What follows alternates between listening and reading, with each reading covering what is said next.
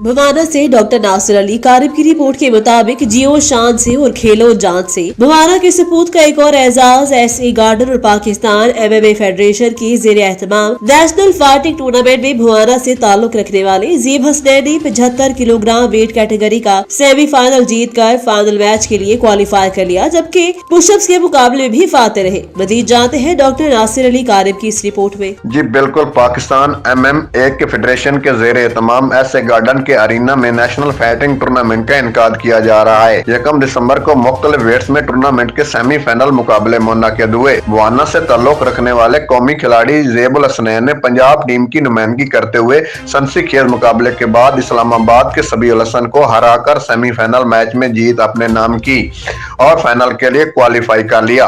Tournament का final 12 दिसंबर को खेला जाएगा, जहां ज़ेब हसनैन का मुकाबला कराची के नसीर खान से होगा। इस मौके पर ज़ेब हसनैन ने वीडियो बयान में कहा कि अस्सलाम वालेकुम, मेरा नाम ज़ेब हसनैन है, मेरा ताल्लुक भवाना से है।